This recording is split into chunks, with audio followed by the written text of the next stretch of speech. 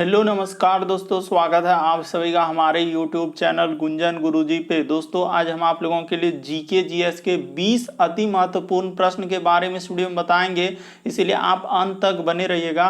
तो इस वीडियो में आपको किस तरीके के प्रश्न के बारे में बताएंगे दोस्तों। देखिए, जैसे कि प्रश्न हम लोगों के सामने दिया गया है कि अकबरनामा किसके द्वारा लिखा था, और 4 ऑप्शन दिया है दोस्तों, इन चारों ऑप्शन में से कौन सा होगा। और भी प्रश्न है, देखिए कह रहा है कि बंगाल का पहला गवर्नर जनरल कौन था, और 4 ऑप्शन है, इन चारों ऑप्शन में से कौन सा होगा। और भी प्रश्न है दोस्तों, ये देखिए करा कि नरौरा परमाणु शक्ति केंद्र किस राज्य में अवस्थित है। यहाँ पर जैसे लिखा है महाराष्ट्र, तमिलनाडु, उत्तर प्रदेश और राजस्थान, तो कौन सा सही होगा इन चारों ऑप्शन में से।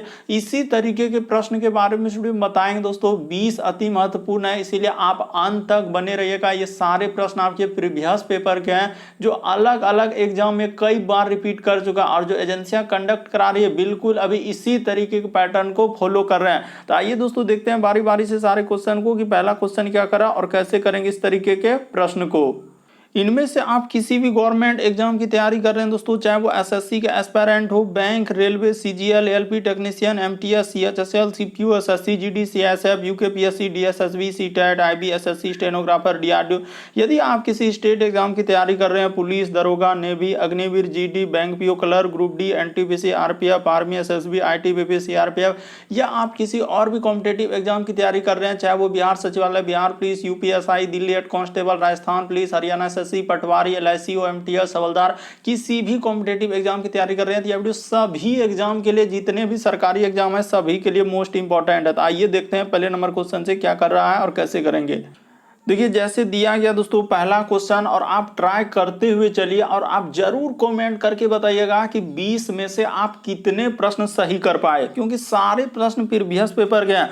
देखिए यहाँ पर दिया गया दोस्तों, कह रहा है कि स्वतंत्र भारत में निम्नलिखित में से कौन सी महिला किसी राज्य की पहली राज्यपाल थी। तो 4 ऑप्शन दिया है, इन चारों ऑप्शन में से कौन सा होगा दोस्तों। यानी स्वतंत्र भारत की पहली हम लोगों से क्या पूछा है, राज्यपाल, तो कौन हो जाएगा राज्यपाल। तो इसका आंसर हो जाएगा दोस्तों हम लोगों का Shrimati Sarojini Naidu. Option number A क्या हो जाएगा दोस्तों, सही हो जाएगा। यदि यही पूछा जाता कि स्वतंत्र भारत की किसी राज्य की पहली महिला मुख्यमंत्री पूछा जाए, तो हम लोगों का कौन हो जाएगा दोस्तों, सुचेता कृपलानी। याद रखिएगा कि मुख्यमंत्री पूछा जाएगा तो हम लोगों का होगा सुचेता कृपलानी, लेकिन यहां पर पूछा है राज्यपाल, तो इस प्रश्न का आंसर हो जाएगा Shrimati Sarojini Naidu. Option number A क्या हो जाएगा, सही हो जाएगा। अगला क्वेश्चन देखिए कह रहा है कि भारत के नियंत्रक एवं महालेखा परीक्षा करा की रिपोर्ट की समीक्षा करने वाली संसदीय समिति है, तो इसका आंसर कौन सा हो जाएगा दोस्तों, तो लोक लेखा समिति, यानी कि ऑप्शन नंबर आपका सी क्या हो जाएगा इस प्रश्न का आंसर। देखते चलिए और ट्राई करते हुए चलिए कि आपसे बन पा रहा है कि नहीं बन पा रहा है सारे प्रश्न। देखिए कह रहा है संयुक्त राष्ट्र संघ दिवस निम्नलिखित में से किस तिथि को मनाया जाता है। यानी संयुक्त राष्ट्र संघ तिथि जो है वह किस दिन मनाया जाता है दोस्तों, तो इस प्रश्न का आंसर हो जाएगा 24 अक्टूबर। यानी कि ऑप्शन नंबर आपका ए क्या हो जाएगा, सही हो जाएगा। यानी 24 अक्टूबर को ही हम लोग संयुक्त राष्ट्र संघ दिवस मनाते हैं। बढ़ते हैं अगले क्वेश्चन की ओर। काफी रिपीटेड प्रश्न जो बार बार एग्जाम में पूछे जाते हैं। ये देखिए अगला है कि भारत में गेहूं का सर्वाधिक उत्पादन निम्नलिखित में से किस राज्य द्वारा किया जाता है। तो भारत में सबसे ज्यादा गेहूं किस राज्य में होता है, तो हम लोगों का कौन सा सही हो जाएगा, उत्तर प्रदेश क्या हो जाएगा दोस्तों, सही हो जाएगा। यानी कि ऑप्शन नंबर आपका सी क्या हो जाएगा, सही हो जाएगा। बहुत सारा स्टूडेंट क्या कहेंगे कि पंजाब होगा, जो कि सरासर गलत होता है। यहां पर क्या हो जाएगा कि भारत में सबसे ज्यादा गेहूं किस राज्य में हम लोगों का होता है, तो उत्तर प्रदेश में होता है। बढ़ते हैं अगले क्वेश्चन की ओर। देखिए अगला क्वेश्चन दिया गया दोस्तों हम लोगों के सामने, 5वां नंबर क्वेश्चन। जरूर आप वीडियो को एक बार पॉज कर लीजिए और ट्राई कीजिए। जैसे देखिए कह रहा है कि गाय के दूध का रंग किसकी मौजूदगी के कारण थोड़ा पीला होता है। यानी गाय का जो थोड़ा सा पीला होता है दोस्तों, वो किसके कारण होता है। जैसे दिया गया चारों ऑप्शन, तो कौन सा सही हो जाएगा, तो सर गाय का दूध का रंग जो पीला होता है वह कैरोटीन के कारण। ऑप्शन नंबर आपका डी यहां पर क्या हो जाएगा, सही हो जाएगा। अगला क्वेश्चन देखिए दोस्तों 6ठा नंबर, अकबरनामा किसके द्वारा लिखा था। तो ये भी प्रश्न काफी बार मोस्ट इंपॉर्टेंट दोस्तों, काफी बार एग्जाम में पूछा गया है ये प्रश्न कि अकबरनामा किसके द्वारा लिखा गया है, तो अब्दुल फजल द्वारा लिखा गया है। तो ऑप्शन नंबर आपका सी क्या हो जाएगा, सही हो जाएगा। अगला क्वेश्चन देखिए दोस्तों, कह रहा है कि पूर्ण स्वराज की शपथ कांग्रेस के किस अधिवेशन में ली गई थी? तो पूर्ण स्वराज की शपथ कांग्रेस के किस अधिवेशन में लिया गया था? तो लाहौर अधिवेशन, यानी पूर्ण स्वराज की मांग 1929 ईस्वी में लाहौर अधिवेशन में हुआ था। यानी कि ऑप्शन नंबर आपका बी यहां पर क्या हो जाएगा दोस्तों, सही हो जाएगा।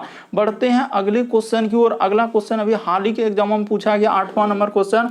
ये देखिए, यानी मोस्ट इंपॉर्टेंट ये भी है, काफी बार रिपीट किया अलग अलग एग्जाम में, कि रेड क्लिप रेखा किन दो देशों की यानी कि सीमांकन करती है? तो यानी कि रेड क्लिप रेखा किन दो देशों के बीच है दोस्तों? तो भारत और पाकिस्तान के बीच। ऑप्शन नंबर आपका ए क्या हो जाएगा, सही हो जाएगा।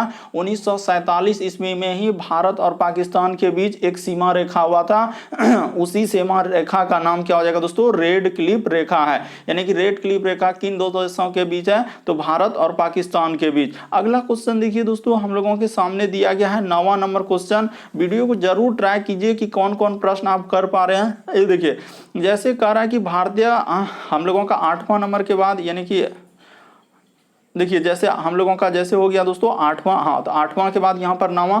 तो कह रहा है कि भारतीय संविधान का कौन सा भाग कल्याणकारी राज्य को आदर्श घोषित करता है? यानी कि भारतीय संविधान में कौन सा भाग कल्याणकारी राज्य को आदर्श घोषित करता है? 4 ऑप्शन दिया है। तो यानी आदर्श राज्य जो घोषित करता है हम लोगों का राज्य का नीति निर्देशक सिद्धांत, यानी कि ऑप्शन नंबर इस प्रश्न का आंसर क्या निकल जाएगा, डी सही हो जाएगा। अगला क्वेश्चन देखिए, काफी इंपॉर्टेंट, ये भी प्रश्न काफी इंपॉर्टेंट, कारण नरौरा परमाणु शक्ति केंद्र किस राज्य में अवस्थित है? तो नरौरा हम लोगों का किस राज्य में हो जाएगा? तो उत्तर प्रदेश। ऑप्शन नंबर आपका सी क्या हो जाएगा दोस्तों, सही हो जाएगा। हाल ही के एग्जाम में पूछा गया था कि नरौरा परमाणु शक्ति किस राज्य में स्थित है? तो उत्तर प्रदेश में है। अगला क्वेश्चन देखिए दोस्तों, हम लोगों के सामने दिया गया है कि कौन सा खनिज एल्युमिनियम का अयस्क है? यानी कि कौन सा खनिज, 11वां नंबर क्वेश्चन, कि कौन सा खनिज एल्युमिनियम का अयस्क है? तो बॉक्साइट क्या हो जाएगा दोस्तों, सही हो जाएगा। यानी ऑप्शन नंबर आपका यहाँ पर बी क्या हो जाएगा, सही हो जाएगा, कि एल्युमिनियम का अयस्क कौन हो जाएगा, बॉक्साइट हो जाएगा। अगला क्वेश्चन देखिए दोस्तों, हम लोगों के सामने 12वां नंबर क्वेश्चन दिया गया है। तो ये देखिए, जैसे लिखा है कि निम्नलिखित में से, हम लोगों का 12वां क्वेश्चन दिया गया दोस्तों, देखते चलिए ध्यान से। यहाँ पर कह रहा है कि निम्नलिखित में से किसको भारतीय शिक्षा का मैग्ना कार्टा कहा जाता है? यानी भारतीय शिक्षा का मैग्ना कार्टा किसे कहा जाता है दोस्तों? 4 ऑप्शन दिया गया है। तो इन चारों ऑप्शन में से कौन सा सही होगा? कह रहा है वुड डिस्पैच, यानी कि ऑप्शन नंबर आपका ए क्या हो जाएगा दोस्तों, सही हो जाएगा। यानी भारत के शिक्षा का मैग्ना कार्टा किसे कहा जाता है? वुड का डिस्पैच। अगला क्वेश्चन है कि भारतीय वन सेवा की स्थापना, 13 नंबर क्वेश्चन, कह रहा है कि भारतीय वन सेवा की स्थापना कब की गई? तो भारतीय वन सेवा की स्थापना जो है हम लोगों का कब किया गया दोस्तों? तो 1 जुलाई 1966 को। ऑप्शन नंबर आपका बी क्या हो जाएगा, सही हो जाएगा। ये भी प्रश्न काफी इंपॉर्टेंट है कि भारतीय वन सेवा की स्थापना 1 जुलाई 1966 को किया गया है। अगला क्वेश्चन देखिए दोस्तों, कह रहा है कि पहले भारतीय कमांडर इन चीफ थे, यानी कि पहले भारतीय कमांडर इन चीफ कौन थे? चारों ऑप्शन को आप जरूर एक बार रीड कीजिए वीडियो को पॉज करके। तो कौन हो जाएगा दोस्तों हम लोगों का? जनरल KM करियप्पा, यानी कि ऑप्शन नंबर आपका बी क्या हो जाएगा दोस्तों, सही हो जाएगा। काफी बार एग्जाम में पूछा गया है कि भारत के पहले कमांडर इन चीफ कौन हो जाएंगे? तो जनरल KM करियप्पा। अगला क्वेश्चन देखिए दोस्तों, हम लोगों के सामने 15वां नंबर क्वेश्चन दिया गया है। तो जरूर एक बार ट्राई कीजिए दोस्तों कि कौन कौन प्रश्न आप कर पा रहे हैं। देखिए जैसे लिखा हम लोगों का, एक्सेल विंडो का कौन सा क्षेत्र मान एवं सूत्र रखता है? ये भी प्रश्न काफी सारा स्टूडेंट स्किप कर देंगे क्योंकि पता ही नहीं सर यहाँ पर होगा कैसे। यानी एक्सेल विंडो का कौन सा क्षेत्र हम लोगों का मान एवं सूत्र रखता है? तो इस प्रश्न का आंसर हो जाएगा फॉर्मूला बार। यहाँ पर बहुत सारा स्टूडेंट इसको याद कर लीजिएगा क्योंकि बहुत सारा स्टूडेंट इस प्रश्न को नहीं कर पा रहे हैं कि एक्सेल विंडो का कौन सा क्षेत्र मान एवं सूत्र रखता है। तो हम लोगों का फॉर्मूला बार। अगला क्वेश्चन देखिए, ये भी प्रश्न काफी काफी इंपॉर्टेंट, काफी बार एग्जाम में पूछा है दोस्तों, मोस्ट इंपॉर्टेंट, कि बंगाल का पहला गवर्नर जनरल कौन था? तो देखिए बंगाल का पहला गवर्नर जनरल कौन हो जाएगा हम लोगों का? वैरेन हेस्टिंग। ऑप्शन नंबर आपका कौन सा हो जाएगा? बी सही हो जाएगा। सिर्फ अगर पूछा जाएगा कि बंगाल का पहला गवर्नर, अगर इतना ही पूछता कि बंगाल का पहला गवर्नर कौन है, तो हो जाएगा रॉबर्ट क्लाइव। देखिए यहां पर बहुत सारा स्टूडेंट इस प्रश्न का आंसर गलती करने लगते हैं, क्योंकि उसको समझ ही नहीं पाते हैं कि कहना क्या चाह रहा है। कि बंगाल का पहला गवर्नर खाली कहेगा तो हम लोगों का हो जाएगा रॉबर्ट क्लाइव, लेकिन बंगाल का पहला गवर्नर जनरल कहा जाएगा तो कौन हो जाएगा दोस्तों? वैरेन हेस्टिंग हो जाएगा। यानी कि ऑप्शन नंबर आपका बी यहां इस प्रश्न का आंसर हो जाएगा। अगला क्वेश्चन देखिए दोस्तों, करा कि शब्द हम लोगों का अहस्तक्षेप अर्थव्यवस्था को किस रूप, करा कि किस रूप के साथ संबंधित है? यानी कि अहस्तक्षेप जो है अर्थव्यवस्था के किस रूप से संबंधित है? ये भी प्रश्न गलती करेगा बहुत सारा स्टूडेंट। तो यहां पर क्या हो जाएगा हम लोगों का इस प्रश्न का आंसर? पूंजीवादी अर्थव्यवस्था। ऑप्शन नंबर ए क्या हो जाएगा? सही हो जाएगा। कि शब्द जो है अहस्तक्षेप जो है अर्थव्यवस्था के किस रूप से हो जाएगा? पूंजीवादी अर्थव्यवस्था। अगला क्वेश्चन देखिए दोस्तों, 18वां नंबर क्वेश्चन हम लोगों के सामने दिया गया है, करते चलिए। तो यहां पे करा 18वां नंबर कि गुप्त वंश, करा कि गुप्त वंश के किस राजा को भारत का नेपोलियन, काफी बार एग्जाम में पूछा है कि भारत का नेपोलियन कहा जाता है, तो गुप्त वंश के किस राजा को? तो हम लोगों का हो जाएगा दोस्तों समुद्रगुप्त। ऑप्शन नंबर आपका ए इस प्रश्न का आंसर हो जाएगा, यानी समुद्रगुप्त को ही भारत का नेपोलियन कहा जाता है। अगला क्वेश्चन देखिए दोस्तों, 19वां नंबर, काफी इंपॉर्टेंट, कलिंग पुरस्कार। हाल ही के एग्जाम में पूछा था कि कलिंग पुरस्कार कौन देता है? तो कलिंग पुरस्कार जो है हम लोगों का यूनेस्को के द्वारा दिया जाता है। ऑप्शन नंबर ए क्या हो जाएगा दोस्तों? सही हो जाएगा। कि कलिंग पुरस्कार कौन देता है? तो यूनेस्को के द्वारा प्रदान किया जाता है।